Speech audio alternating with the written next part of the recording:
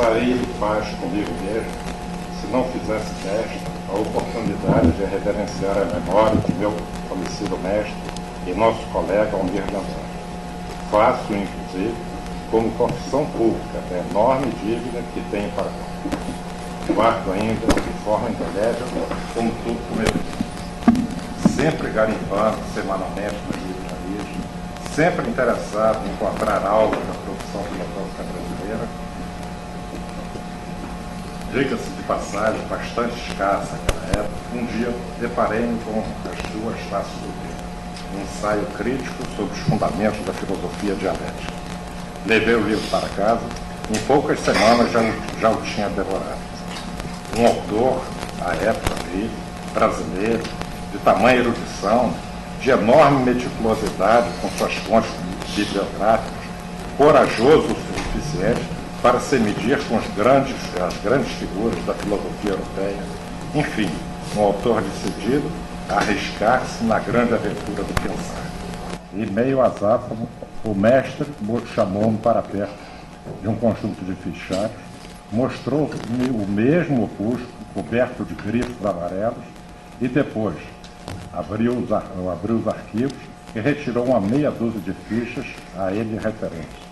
Jamais sonhara que alguém com a estatura intelectual de Almir de Andrade pudesse me dedicar tanta atenção.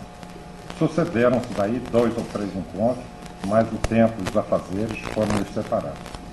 Não sei precisamente se 8 ou 9 anos após, por intermédio de um amigo comum, ele mandava consultar-me se aceitaria participar como membro fundador da Academia Brasileira de Filosofia, que decidisse rápido, pois tratava-se da vaga derradeira. Era óbvio que só o mestre seria capaz de tal prodígio. A partir de frequentadores nas reuniões mensais da academia, que então se realizavam regularmente ainda na sede do Clube Positivista. Pude, então, fazer a justa medida, não apenas dos colegas, para presidente. Em nada, o que lhes digo agora poderá diminuir o valor de cada um dos votos que me elegeram, mas não posso deixar de consignar a minha tristeza que entre eles estivesse computado aquele do meu inesquecível mestre Almir de Andrade.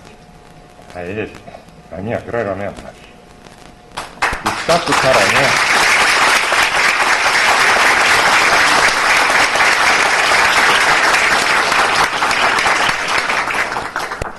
Estatutariamente, cabem à Academia Brasileira de Filosofia enormes responsabilidades. A de contribuir para o resgate, a avaliação e a preservação da memória filosófica brasileira. A de incentivar a produção filosófica brasileira e animar o debate filosófico em nosso país. A de contribuir para a difusão de ideias, de informações e das próprias obras filosóficas produzidas no Brasil. Diante de tais responsabilidades, não nos cabe outra alternativa senão escolher e priorizar. Sob pena de vermos cortadas todas as nossas possibilidades de um pensar autenticamente prospectivo. Especialmente para nós brasileiros, que há muito sofremos e resistimos, ainda que um tanto cegamente, às pressões pela modernização, a questão da rehistorização é, sem dúvida, da mais alta relevância. Necessidade de opor resistência à resistência racionalista, que hoje se nos apresenta como um modo diferencialista ou relativismo. É verdade que a descoberta da diferença é uma conquista inarredável, mas a sua ingênua absolutização teórica, para e passo à invenção e ao espalhamento das técnicas de sua domesticação, não vieram significar a sua liberação, e sim a pura e simples mobilização em proveito da ampliação dos mercados por reiterada segmentação. Daí, por toda parte, o discursivismo opiniático, o consumismo zaranza e, ainda pior, a insensibilidade, o cinismo e a dramática anomia social. Também a necessidade de tomarmos consciência e valorizarmos a filosofia pelo que ela representa na formação cultural do Ocidente. Quem pode opor quaisquer dúvidas de que a cultura grega e a cultura judaica constituem as fontes originárias do Ocidente, a última emblematicamente representada pela fé ardente e pétrea moralidade de seus profetas, a primeira magnificamente representada pela potência prometeica e a soberba razão de seus filósofos. Não se pode, pois, penetrar fundo na compreensão da alma do Ocidente sem um mínimo de familiaridade com as figuras e as ideias dos helenos.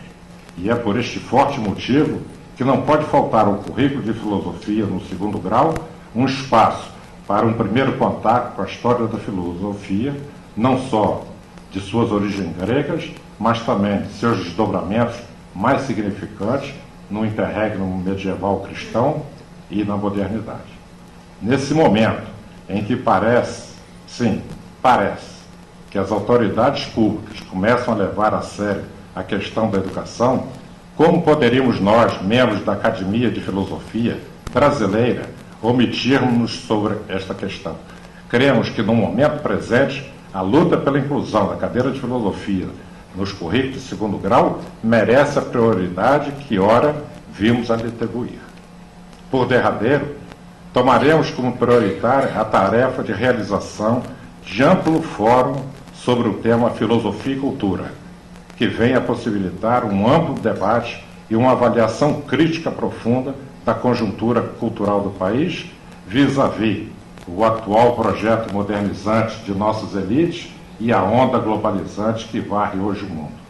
Não seria esta uma tarefa específica para sociólogos, politicólogos, historiadores ou etnólogos? Sim, mas não só. Sobre isso, posicionamos-nos junto à velha tradição culturalista brasileira, de Tobias Barreto a Miguel Reale, cuja tônica sempre foi reivindicar que a filosofia venha a se constituir em instância crítica da cultura. Acima de tudo, hoje, representa a assunção de uma responsabilidade urgente e inexcusável para com a nação ameaçada por um processo de modernização levado às cegas, sem a menor consideração com as suas tradições históricas, sua sensibilidade e, o pior, desprezando suas conquistas e sua experiência da Grécia. É preciso advertir, sem o contrapeso da justa valorização de suas raízes, do seu particularíssimo processo formativo, de suas especificidades culturais já afirmadas, a nação corre gravíssimo risco de ser arrastada à desfiguração, à dissolução de seus já frágeis laços de solidariedade social, enfim, a perda da dignidade. Um pouco menos de proposital cegueira deixaria evidente que a nossa problemática social é de natureza eminentemente cultural, que estamos enredados na construção de uma nova cultura, num processo dialético de culturas, e só subsidiariamente numa dialética de classes. Em poucas palavras, que nossa destinação é originalidade, e não luxo, como equivocadamente creem as elites. Não somos ingênuos para imaginar que tais prioridades não suscitem maliciosas críticas. Poderiam reagir de outro modo aqueles que afirmam que o patriotismo é hoje o último refúgio dos cretinos? Os virossauros, os HIV-sauros, os que também os há ainda sobreviventes, aqueles que ao invés de colocar a lanterna à frente, põem na popa e não podem perceber onde têm os próprios pés, para facilitar-lhes, deixo-lhes já pronta a tréplica. Vamos direto à filosofia alemã. Cremos que não poderia haver melhor escolha. Que grande obra da filosofia germânica, do idealismo a Heidegger, não se constitui de forma implícita, mas gritante, para quem deveras que ouvir, em um enfático discurso à nação alemã? Só o tão injustiçado Fichte, talvez nem por isso, teve a coragem de fazê-las claras. Muito obrigado.